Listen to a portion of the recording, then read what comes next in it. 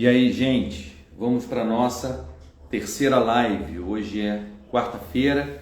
Continuo falando sobre como lidar com a dor, com o sofrimento e como ressignificar a dor e o sofrimento, a fim de que a gente use isso para a glória de Deus e também para o nosso crescimento e desenvolvimento pessoal e espiritual. Então eu quero falar hoje sobre depressão. Existe uma crença, há uma crença de que pessoas com fé verdadeira e crentes, cristãos que têm o Espírito Santo não deveriam passar por depressão. Essa crença leva muitas pessoas a terem preconceito contra a depressão. O preconceito contra a depressão é muito grande, não só entre os cristãos, entre qualquer um. A ideia de você ser uma pessoa emocionalmente, e psicologicamente ou psiquicamente adoecida, ela é uma vergonha, é uma doença envergonhada. Então, a depressão é uma doença envergonhada. Quem a tem não gosta de acreditar que tem, não quer acreditar que tem, esconde, e demora muito a procurar ajuda. O preconceito, a ideia de ir a um psiquiatra, a primeira coisa que a pessoa fala quando você pergunta: você já foi um psiquiatra? A pessoa diz: eu não sou maluco. Dizem isso sobre psicólogo. Você já foi um psicólogo? Já pensou em fazer terapia? E a pessoa responde: mas eu não sou maluco.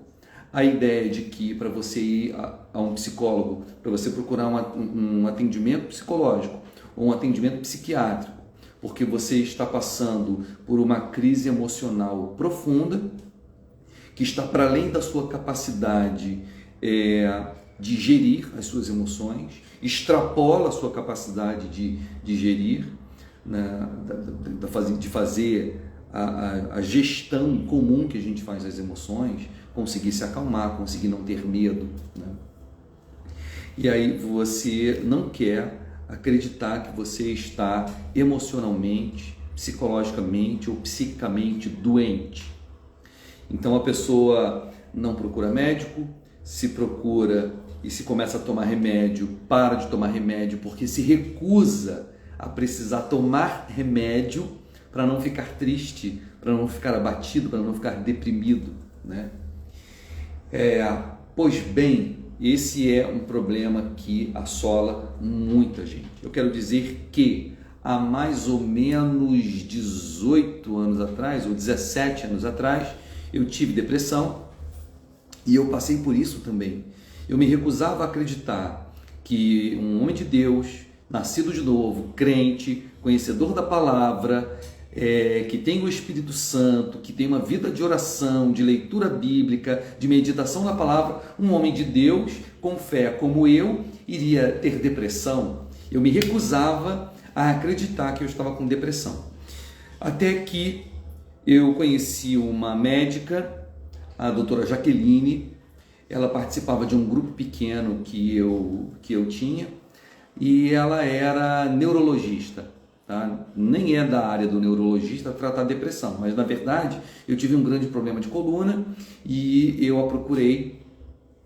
Ela descobriu que eu tinha 2 hérnias de disco, uma lombar e uma cervical. Só que na entrevista, ela foi muito perspicaz. Ela me perguntou o que eu estava sentindo e eu comecei a falar. E ela disse: Michel, você está com síndrome do pânico. Você está com síndrome do pânico. E a primeira coisa que eu fiz, a reação foi essa: hã? Eu? Com síndrome de pânico? E aí eu lembro que eu falei assim, que eu não lembro o que eu falei alguma coisa do tipo: que frustrante, que decepcionante, alguma coisa assim. Aí ela falou: por quê?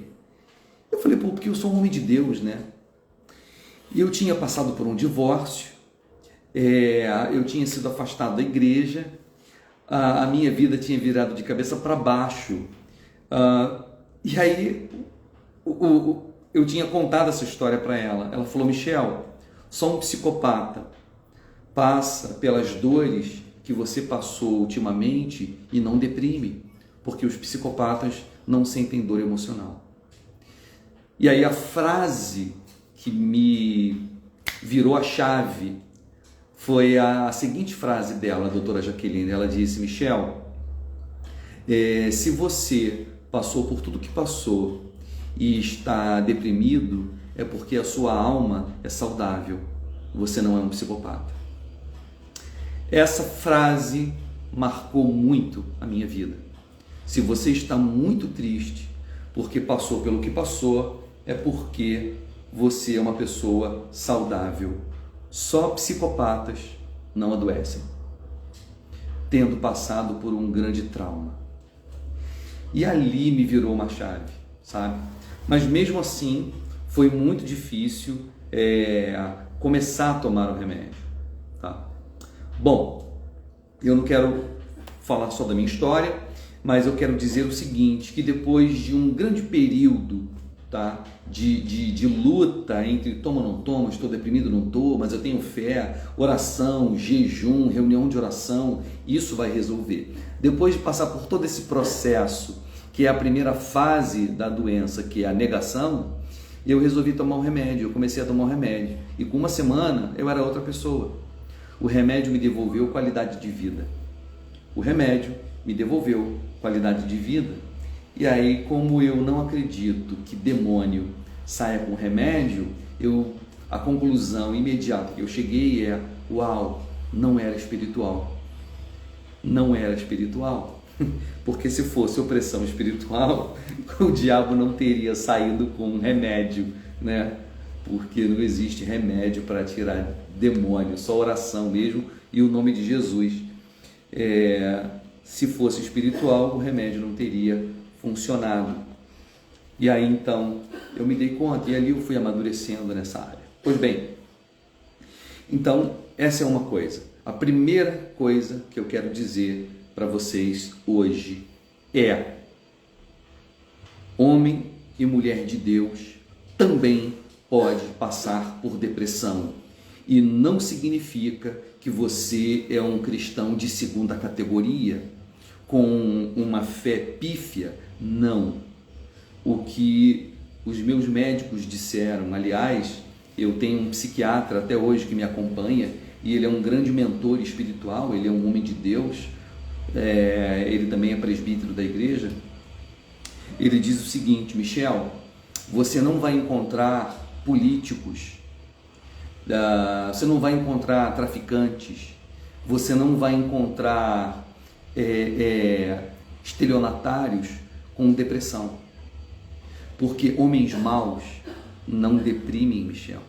Esses caras vivem escondendo coisas, cheio de mentira, vivem cheio de problema, eles tem o nome deles, sai no jornal, eles estão ameaçados de morte, são ameaçados de prisão, andam com tornozeleira eletrônica. Vê se eles estão em casa com depressão. Não estão. Não estão. Homens maus não deprimem, só os bons deprimem. Muito interessante. Aline dizendo que chegou. Sejam bem-vindos. Eu estou vendo aqui a galera entrando e não dei as boas-vindas para vocês, né? Eu já comecei falando hoje. Bom, sejam todos muito bem-vindos.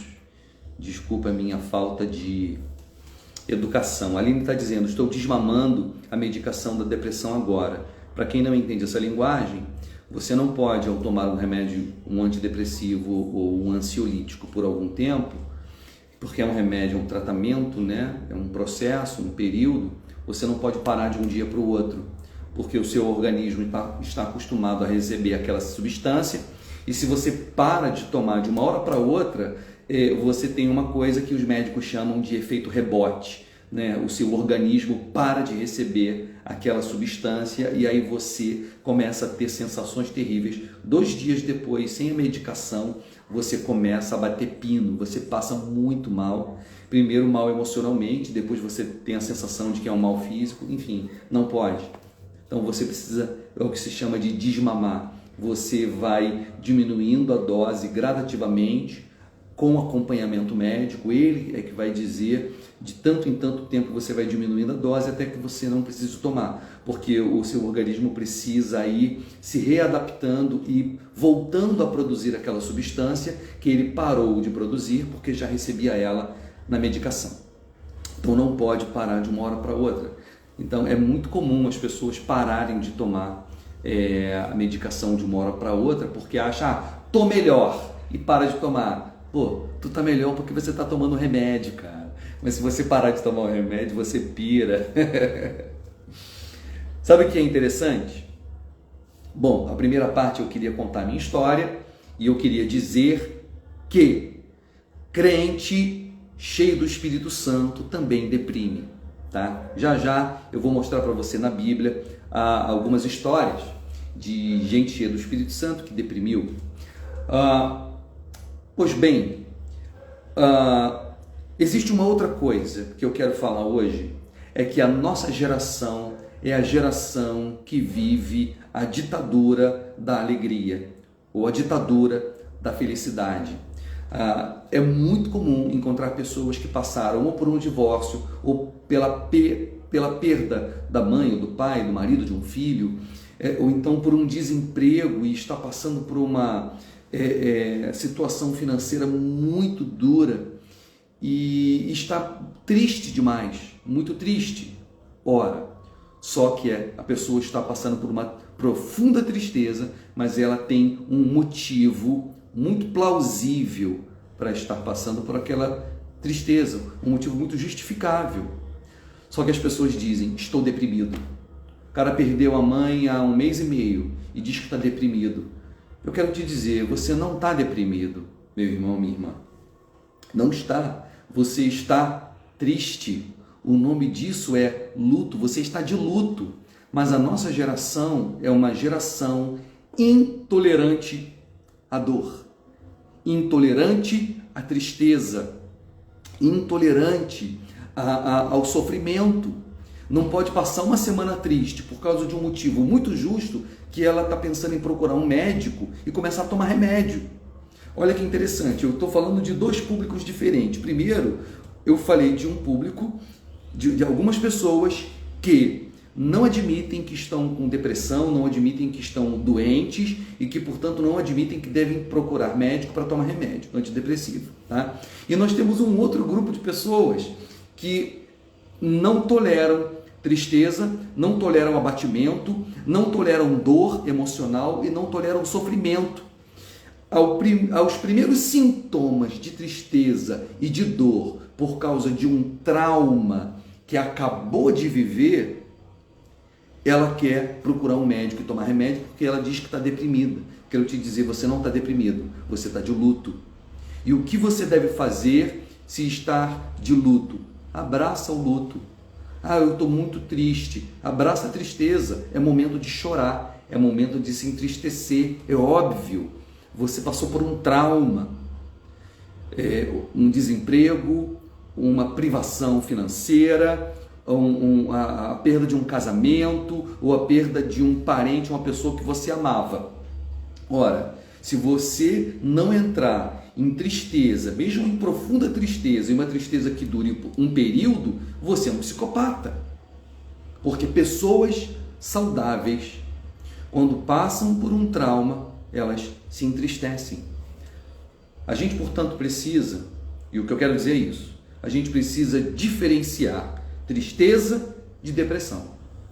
Depressão é uma patologia na alma, é uma tristeza que muitas vezes não tem justificativa.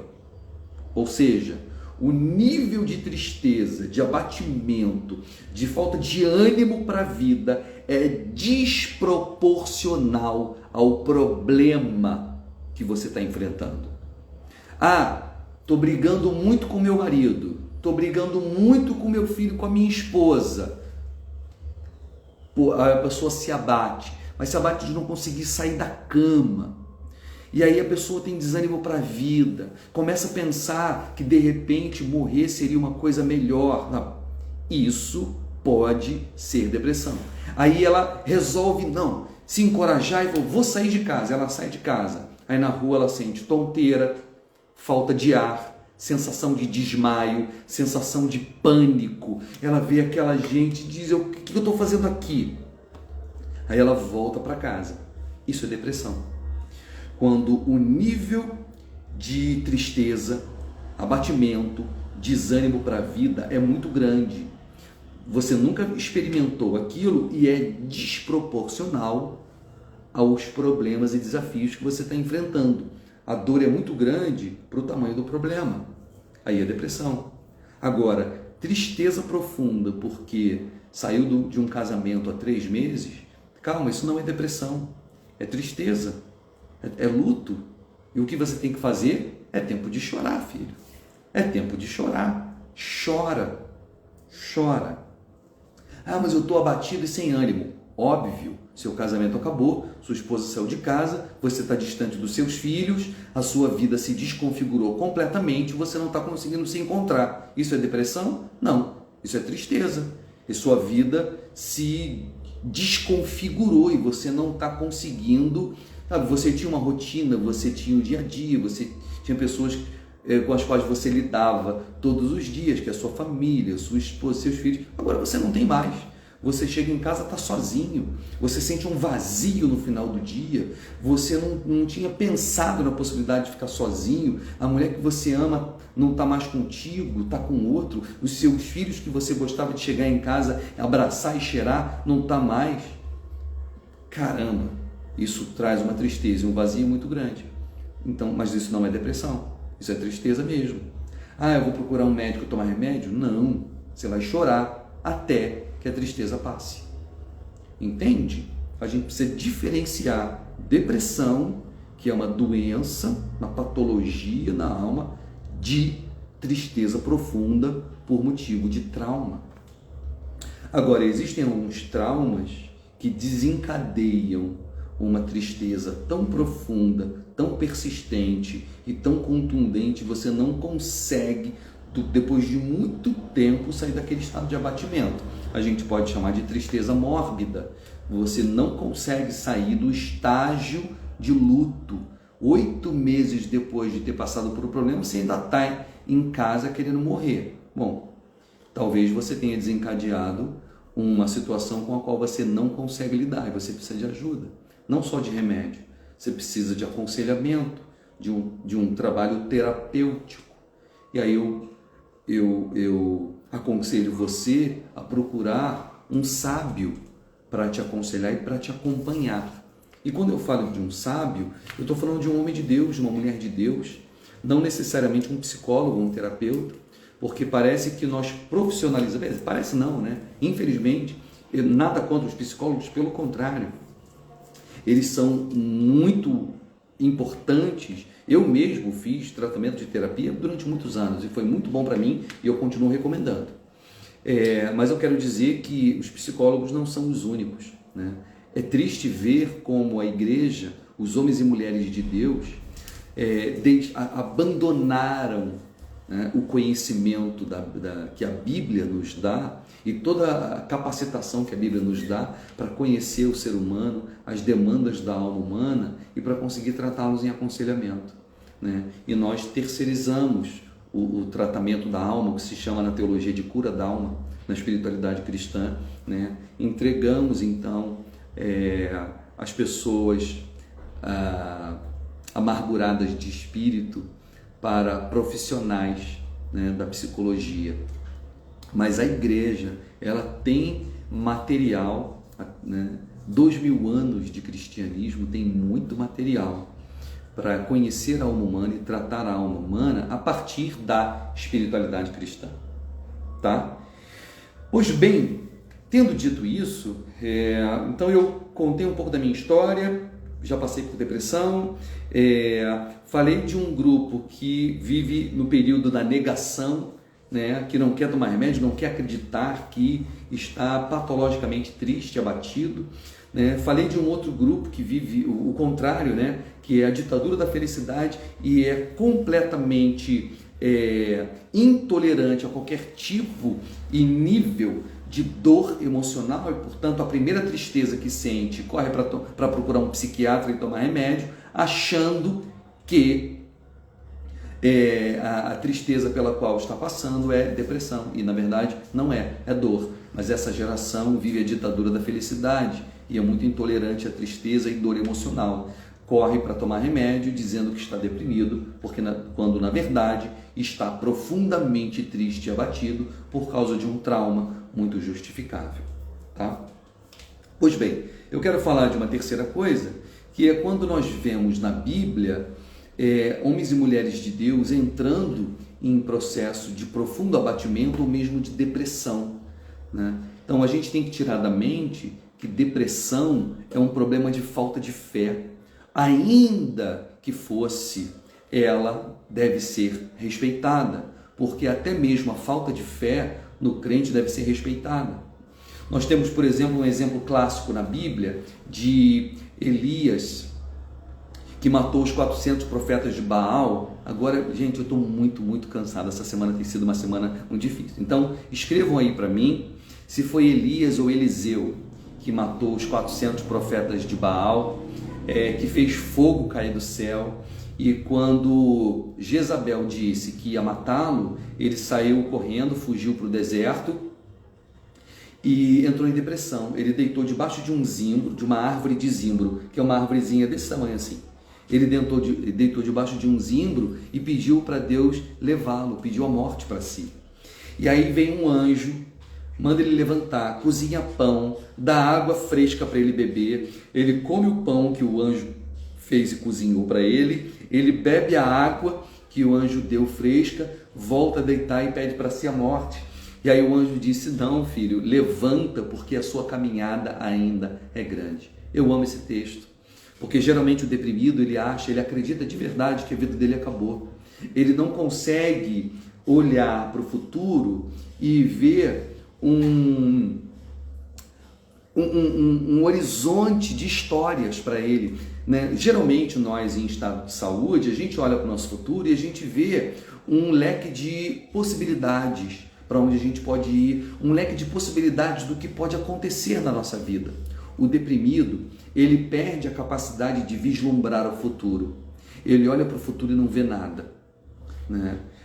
Então ele tem a sensação psicológica de que a vida dele acabou.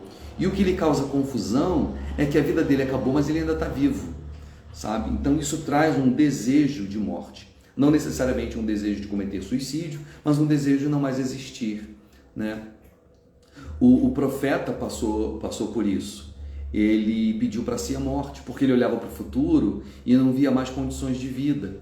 Engraçado que ele foge de Jezabel, aparentemente com medo da morte, porque diz que Jezabel ia matá-lo. E ele vai para o deserto, deita debaixo de uma árvore e pede para Deus para levá-lo. Ora, se ele queria morrer, ficasse na cidade, pois Jezabel ia te matar. Vê a contradição? Ele não quer morrer de verdade, mas ele se abateu de uma forma desproporcional ao temperamento comum dele, que era um homem extremamente vigoroso, corajoso e forte, né? Com a notícia de que a mulher do rei vai mandar matá-lo. Aí ele foge. Bom, o rei também queria matá-lo, os 400 profetas de Baal também queriam matá-lo.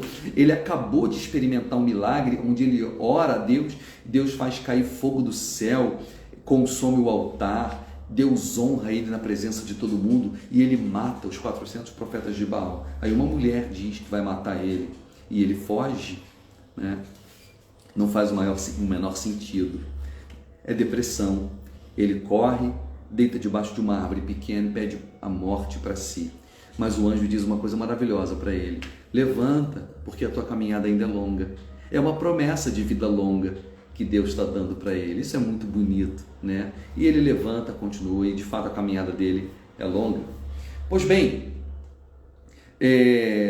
a gente vê ali, portanto, um homem de Deus, cheio do Espírito Santo, que é capaz de orar e fazer cair fogo do céu, que está passando por um profundo momento de depressão. É uma tristeza desproporcional ao trauma ou ao desafio que ele encara, né? Nós temos um outro salmo, Salmo 42, onde o salmista está passando por uma profunda tristeza. Aquele salmo famoso que ele diz: por que te abates, ó minha alma? E por que te perturbas dentro de mim? Espera em Deus, pois ainda o louvarei, a Ele meu auxílio e Deus meu. Olha que coisa interessante. Existe uma diferença muito grande entre depressão e fé, tá? A gente vê aqui nesse salmo, no Salmo 42, um deprimido que continua tendo fé, Por que eu digo que ele está deprimido? Porque ele começa dizendo que as lágrimas são o alimento dele de dia e de noite. Enquanto eu oro a Deus, ele diz, né? E a única coisa com a qual eu me alimento é de lágrimas. Ele diz isso. Depois ele diz: por que te abates, ó minha alma? Ele não sabe por que ele está triste, porque a tristeza dele é desproporcional ao problema pelo qual ele está passando. Então ele pergunta: por que te abates, ó minha alma? Ele não sabe, gente. A depressão é isso, uma tristeza estranha, que você nunca sentiu antes e que ela não te visita de repente, ela se estabelece, né? Ele diz: por que te abates, ó minha alma? E por que te perturbas dentro de mim? Então ele estava abatido e perturbado, sabe? A mente dele pensando um monte de bobagem, ele não se reconhecia espiritualmente, psicologicamente. A mente dele perturbada, pensamento acelerado e só pensamento disfuncional e negativo. O nome disso é perturbação, mente perturbada.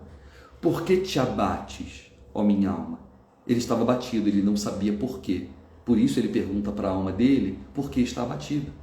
E depois ele pergunta: e por que te perturbas dentro de mim? Depressão.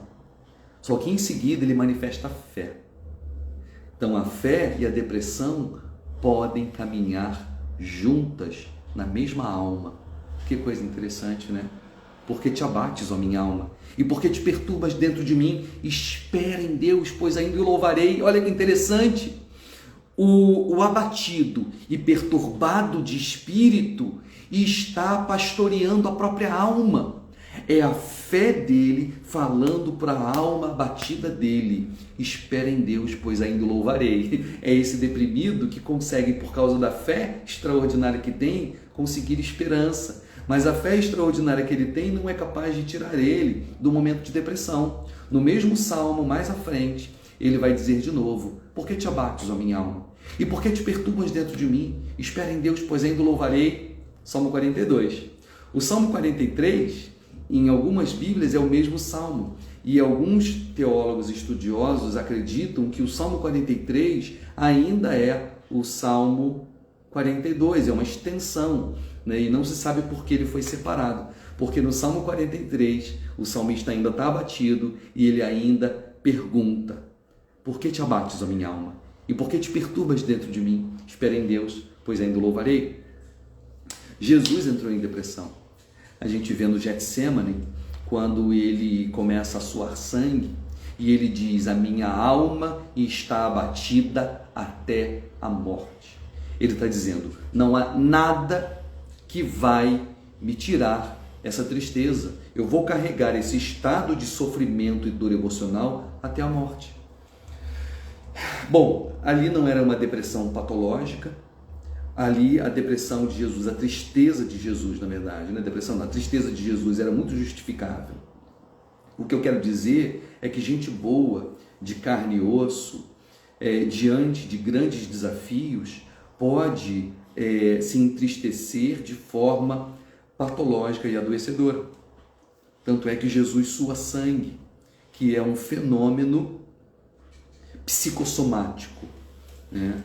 É um fenômeno físico que nasce de um sentimento emocional forte e poderoso. Pois bem, no entanto, Jesus não deixa de ser Deus e não manifesta ali uma fraqueza vexatória, vergonhosa, fruto de incredulidade, nada disso. A gente descobre que uma tristeza profunda, tal como a de Jesus, a ponto de você ter sintomas físicos em função da tristeza, é coisa que acontece em gente boa, gente crente, cheia do Espírito Santo, de carne e osso. De carne e osso. E a gente precisa aprender, portanto, a lidar com as nossas tristezas, conhecer a nossa alma, quando é que a gente se abate, o que está acontecendo. Às vezes, o abatimento pelo qual a gente está passando é só cansaço, E aí você não precisa desistir do que você está fazendo, você só precisa descansar. É necessário você se conhecer. Bom, hoje eu quero parar por aqui. A nossa live vai ter só 30 minutos, não será uma live de 1 hora. Eu quero saber se vocês querem fazer alguma pergunta. Tem alguém que quer perguntar alguma coisa, que tem alguma dúvida sobre depressão? Eu vou falar pouco sobre isso, gente, porque é óbvio que eu não sou psiquiatra, né? Então eu não tenho material para falar sobre depressão. O que eu tenho é a minha história particular, é a história de dezenas de pessoas com as quais eu já me relacionei e ajudei a passar como pastor, né? Fazendo um trabalho pastoral, pessoas que passaram por depressão ou pessoas que passaram por tristeza profunda. Eu tenho os meus estudos, as minhas leituras, mas eu não sou, óbvio, médico, especialista da área, tá? Então, o assunto de hoje foi esse, depressão, e a gente para por aqui. Eu espero ter ajudado muito você. E se eu ajudei, por favor, você vai contribuir muito com o meu trabalho aqui no Instagram e com o meu canal, se você curtir, se você comentar. E tem uma coisa que é muito importante, sabe aquela bandeirinha que tem do lado direito embaixo? É salvar. Salva, porque o algoritmo do Instagram vê que o conteúdo agradou e aí ele mostra para mais pessoas. Talvez a gente possa ajudar muita gente com isso, tá bom? Um abraço, até amanhã e Deus te abençoe.